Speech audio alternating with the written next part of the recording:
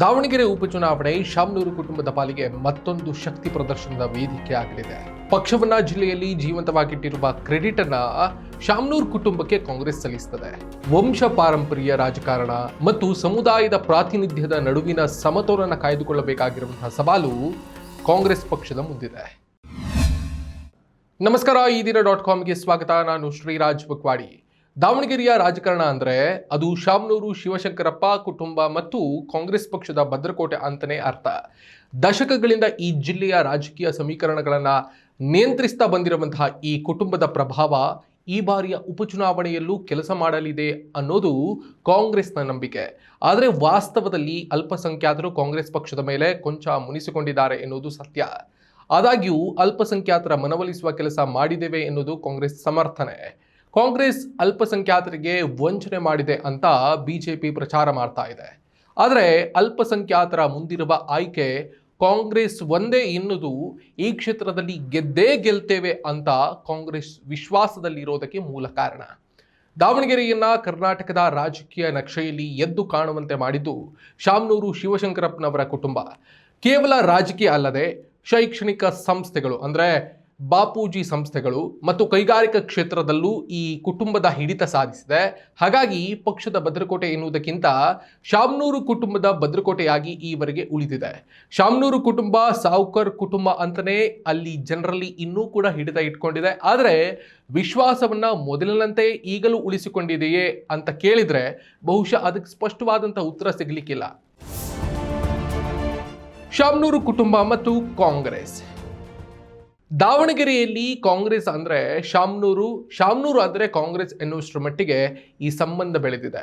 ಶಾಮನೂರು ಶಿವಶಂಕರಪ್ಪ ಅವರ ಪ್ರಭಾವ ಕೇವಲ ಜಿಲ್ಲೆಗೆ ಸೀಮಿತ ಆಗಿಲ್ಲ, ರಾಜ್ಯದ ಲಿಂಗಾಯತ ಸಮುದಾಯದ ರಾಜಕಾರಣದಲ್ಲೂ ಕೂಡ ಪ್ರಮುಖ ಪಾತ್ರ ವಹಿಸುತ್ತಿತ್ತು ಅನ್ನೋದು ಕೂಡ ಇಲ್ಲಿ ಪ್ರಮುಖ ಅಂಶ. ಇನ್ನು ತಂದೆಯ ಉತ್ತರಾಧಿಕಾರಿಯಾಗಿ ಸಚಿವರಾಗಿರುವಂತಹ ಮಲ್ಲಿಕಾರ್ಜುನ್ ಜಿಲ್ಲೆಯ ಅಭಿವೃದ್ಧಿ ಮತ್ತು ಸಂಘಟನೆಯಲ್ಲಿ ಪ್ರಮುಖ ಕೊಂಡಿಯಾಗಿದ್ದಾರೆ ಅನ್ನೋದನ್ನ ರಾಜಕೀಯವಾಗಿ ತಮ್ಮ ಶಕ್ತಿ ಮತ್ತು ಸಾಮರ್ಥ್ಯವನ್ನು ಬಳಸಿಕೊಂಡು ಬಿಂಬಿಸಿಕೊಂಡಿದ್ದಾರೆ. ಕಳೆದ ಲೋಕಸಭಾ ಚುನಾವಣೆಯಲ್ಲಿ ಮಲ್ಲಿಕಾರ್ಜುನ್ ಅವರ ಪತ್ನಿ ಪ್ರಭಾ ಮಲ್ಲಿಕಾರ್ಜುನ್ ಅವರು ಸಂಸದೆಯಾಗಿ ಆಯ್ಕೆ ಆಗುವ ಮೂಲಕ ಈ ಕುಟುಂಬದ ಹಿಡಿತ ಮತ್ತಷ್ಟು ಗಟ್ಟಿಯಾಗಿದೆ. ಹಾಗಾಗಿ ಕುಟುಂಬ ಗೆದ್ದಿರೋದಕ್ಕೆ ಕಾಂಗ್ರೆಸ್ ಕಾರಣ, ಕಾಂಗ್ರೆಸ್ ಗೆದ್ದಿರೋದಕ್ಕೆ ಕುಟುಂಬ ಕಾರಣ ಎನ್ನುವಂತಹ ರಾಜಕೀಯ ವಾತಾವರಣ ಅಲ್ಲಿದೆ. ಉಪಚುನಾವಣೆಯ ಅಖಾಡ ಹೇಗಿದೆ? ದಾವಣಗೆರೆ ಮಟ್ಟಿಗೆ ಚುನಾವಣೆ ಎದುರಾದಂತಹ ಸಂದರ್ಭದಲ್ಲೆಲ್ಲ ಇಡೀ ರಾಜ್ಯದ ಕಣ್ಣು ಶಾಮನೂರು ಕುಟುಂಬದ ಮೇಲಿರ್ತದೆ. ಕಾಂಗ್ರೆಸ್ ಪಕ್ಷದಲ್ಲಿ ಈ ಜಿಲ್ಲೆಯ ಟಿಕೆಟ್ ಹಂಚಿಕೆಯ ಅಂತಿಮ ತೀರ್ಮಾನ ಬಹುತೇಕ ಶಾಮನೂರು ಅವರ ಇಚ್ಛೆಯಂತೆಯೇ ನಡೀತಾ ಇತ್ತು. ಈಗ ಅವರ ನಿಧನದ ಬಳಿಕ ಶಾಮನೂರು ಕುಟುಂಬದ ಆಶಯದಂತೆಯೇ ನಡೆದಿದೆ. ಉಪಚುನಾವಣೆಗಳಲ್ಲಿ ಶಾಮನೂರು ಕುಟುಂಬದ ಬಾಪೂಜಿ ಟೀಮ್ ಮತ್ತು ಅವರ ವೈಯಕ್ತಿಕ ಅನುದಾನಗಳು, ಕಾರ್ಯಕರ್ತರ ಪಡೆ ಕಾಂಗ್ರೆಸ್ ಅಭ್ಯರ್ಥಿಯ ಗೆಲುವಿಗೆ ದೊಡ್ಡ ಶಕ್ತಿಯಾಗಿ ನಿಲ್ತದೆ ಅನ್ನೋದು ಕಾಂಗ್ರೆಸ್ ನಂಬಿದೆ. ಉಪಚುನಾವಣೆ ಕೇವಲ ಒಂದು ಕ್ಷೇತ್ರದ ಗೆಲುವಲ್ಲ, ಬದಲಿಗೆ ಶಾಮನೂರು ಕುಟುಂಬದ ನಾಯಕತ್ವಕ್ಕೆ ಜಿಲ್ಲೆಯ ಜನರು ನೀಡುವಂತಹ ಮನ್ನಣೆ ಅಂತ ಪರಿಗಣಿಸಲಾಗ್ತಾ ಇದೆ. ಹಾಗಾಗಿ ಕುಟುಂಬದ ಪ್ರತಿಷ್ಠೆಯ ಕಣ ಆಗಿದೆ ಇದು. ಕಾಂಗ್ರೆಸ್ಗೆ ಅಲ್ಪಸಂಖ್ಯಾತರು ನೀಡಿದ ಸಹಕಾರಕ್ಕೆ ಪ್ರತಿಯಾಗಿ ಅವಕಾಶ ಕೊಡುವ ಮನಸ್ಸಿಲ್ಲದೆ ಇದ್ರೂ ಕೂಡ ಶಾಮನೂರು ಕುಟುಂಬ ಕ್ಷೇತ್ರಕ್ಕೆ ನೀಡಿದ ಕೊಡುಗೆಯ ಕಾರಣಕ್ಕೆ ಕಾಂಗ್ರೆಸ್ ಮೇಲೆ ಬಂದಿದೆ ಅಂತ ನೆಪ ಹೇಳಿ ಕುಟುಂಬವನ್ನೇ ಸದಾ ಪೊರೆಯುತ್ತಾ ಬರುವುದು ಈ ಕ್ಷೇತ್ರದಲ್ಲಿ ಕಾಂಗ್ರೆಸ್ಗೆ ಸಂಪ್ರದಾಯ ಆಗಿಬಿಟ್ಟಿದೆ. ದಾವಣಗೆರೆ ದಕ್ಷಿಣ ಕ್ಷೇತ್ರ ಅಸ್ತಿತ್ವಕ್ಕೆ ಬಂದಾಗಲಿಂದಲೂ ಕೂಡ ಶಾಮನೂರು ಶಿವಶಂಕರಪ್ಪ ಮತ್ತು ಅವರ ಕುಟುಂಬದ ಭದ್ರಕೋಟೆಯಾಗಿದೆ. 2008ರ ಕ್ಷೇತ್ರ ಮರುವಿಂಗಡಣೆಯ ನಂತರ ಈ ಕ್ಷೇತ್ರ ಕಾಂಗ್ರೆಸ್ನ ಭದ್ರ ನೆಲೆ ಎನಿಸಿಕೊಂಡಿದೆ. ಶಾಮನೂರು ಶಿವಶಂಕರಪ್ಪ ಅವರು ಸತತವಾಗಿ ಇಲ್ಲಿ ಜಯಗಳಿಸ್ತಾ ಬಂದಿದ್ದಾರೆ. ಈ ಕ್ಷೇತ್ರದಲ್ಲಿ ಮುಸ್ಲಿಂ ಮತ್ತು ಲಿಂಗಾಯತ ಸಮುದಾಯದ ಮತಗಳು ನಿರ್ಣಾಯಕ ಪಾತ್ರ ವಹಿಸ್ತವೆ. ಶಾಮನೂರು ಕುಟುಂಬ ಈ ಎರಡೂ ಸಮುದಾಯಗಳ ಮತಗಳನ್ನು ಸೆಳೆಯುವಲ್ಲಿ ಯಶಸ್ವಿಯಾಗ್ತಾ ಬಂದಿದೆ. ದಾವಣಗೆರೆ ದಕ್ಷಿಣ ಕ್ಷೇತ್ರದಲ್ಲಿ ಅಲ್ಪಸಂಖ್ಯಾತ ಮತದಾರರ ಸಂಖ್ಯೆ ಹೆಚ್ಚಿದೆ, ಸುಮಾರು 70,000ಕ್ಕೂ ಹೆಚ್ಚು ಅಂತ ಹೇಳಲಾಗ್ತಾ ಇದೆ. ಹೀಗಿದ್ರೂ ಕಾಂಗ್ರೆಸ್ ಪ್ರತಿ ಬಾರಿಯೂ ಶಾಮನೂರು ಶಿವಶಂಕರಪ್ಪನ ಅವರಿಗೆ ಟಿಕೆಟ್ ನೀಡಿತ್ತು. ಆದರೆ ಈಗ ನಮ್ಮ ಮತಗಳನ್ನು ಪಡೆದು ಅಧಿಕಾರಕ್ಕೆ ಬರುವ ಕಾಂಗ್ರೆಸ್ ನಮ್ಮ ಸಮುದಾಯದ ಅಭ್ಯರ್ಥಿಗೆ ಸ್ಪರ್ಧಿಸಲು ಅವಕಾಶ ನೀಡ್ತಾ ಇಲ್ಲ ಎನ್ನುವುದು ಸ್ಥಳೀಯ ಅಲ್ಪಸಂಖ್ಯಾತ ನಾಯಕರ ಅಸಮಾಧಾನಕ್ಕೆ ಕಾರಣ ಆಗಿದೆ. ಕಾಂಗ್ರೆಸ್ನ ಗೆಲುವಿನ ಮಾನದಂಡ ಏನು? ಯಾರು ಗೆಲ್ತಾರೆ ಅವ್ರಿಗೆ ಟಿಕೆಟ್ ಅನ್ನೋದು ಕಾಂಗ್ರೆಸ್ನ ವಾದ. ಶಾಮನೂರು ಶಿವಶಂಕರಪ್ಪ ಅವರ ಜನಪ್ರಿಯತೆ ಮತ್ತು ಹಣದ ಸಂಪನ್ಮೂಲಗಳ ಮುಂದೆ ಬೇರೆ ಅಭ್ಯರ್ಥಿಗಳು ಗೆಲ್ಲುವುದು ಕಷ್ಟ ಎನ್ನುವುದು ಕಾಂಗ್ರೆಸ್ ಪಕ್ಷದ ಲೆಕ್ಕಾಚಾರ. ಮುಸ್ಲಿಂ ಸಮುದಾಯದ ಧಾರ್ಮಿಕ ಮತ್ತು ಶೈಕ್ಷಣಿಕ ಸಂಸ್ಥೆಗಳಿಗೆ ಶಾಮನೂರು ಕುಟುಂಬ ನೀಡುತ್ತಾ ಬಂದಿರುವಂತಹ ಬೆಂಬಲವೂ ಅವರ ಗೆಲುವಿಗೆ ಪೂರಕ ಆಗಿದೆ. ಇವೆಲ್ಲ ಮತ್ತೆ ಮತ್ತೆ ಚುನಾವಣೆ ಸಂದರ್ಭದಲ್ಲಿ ಮುಂದೆ ತಂದು ರಾಜಕೀಯವಾಗಿ ತನ್ನ ಹಿಡಿತವನ್ನ ಕುಟುಂಬ ಬಿಗಿಗೊಳಿಸುತ್ತಲೇ ಬಂದಿದೆ. ಬಂಡಾಯ ಎದ್ದ ನಾಯಕರನ್ನ ಕೊನೆಯ ಹಂತದಲ್ಲಿ ತನ್ನ ಅಷ್ಟೂ ಸಾಮರ್ಥ್ಯವನ್ನ ಬೇಯಿಸಿ ಬಾಯಿ ಮುಚ್ಚಿಸುವಂಥ ಕೆಲಸ ಕುಟುಂಬ ಸದಾ ಮಾಡ್ತಲೇ ಬಂದಿದೆ.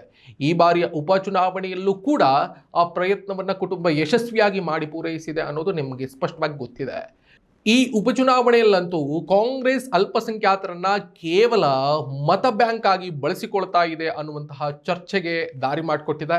ಬಿಜೆಪಿ ಮತ್ತು JDS ಸೇರಿದಂತೆ SDPI ಅಂತಹ ಪಕ್ಷಗಳು ಅಲ್ಪಸಂಖ್ಯಾತ ಸಮುದಾಯದ ಅಸಮಾಧಾನವನ್ನು ಬಳಸಿಕೊಂಡು ಮತಗಳನ್ನು ವಿಭಜಿಸಲು ಪ್ರಯತ್ನಿಸ್ತಾ ಇದೆ.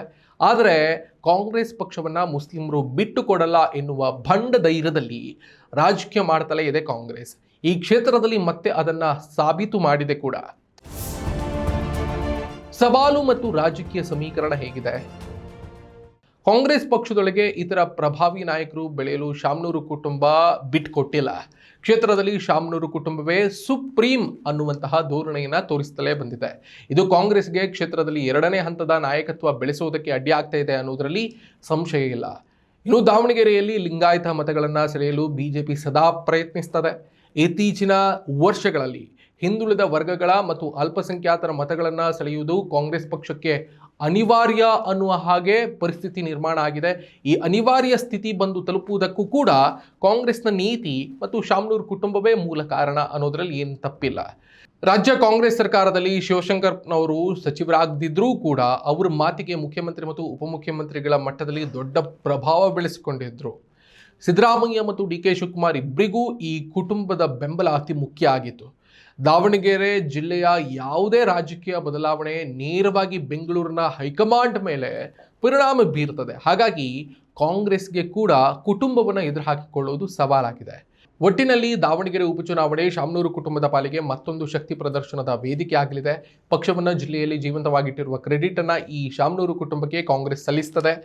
ಮುಂದಿನ ದಿನಗಳಲ್ಲಿ ಹೊಸ ಪೀಳಿಗೆಯ ನಾಯಕತ್ವಕ್ಕೆ ಸಿದ್ಧತೆ ಮಾಡಿಕೊಳ್ತಾ ಇರುವಂತಹ ಶಾಮನೂರು ಕುಟುಂಬ ತನ್ನ ಪಾರುಪತ್ಯವನ್ನು ಮುಂದುವರಿಸಲು ಸಿದ್ಧವಾಗಿದೆ. ಇದೇ ಅತಿ ದೊಡ್ಡ ಸವಾಲಾಗಿ ಕಾಂಗ್ರೆಸ್ಗೆ ಎದುರಾಗಿದೆ.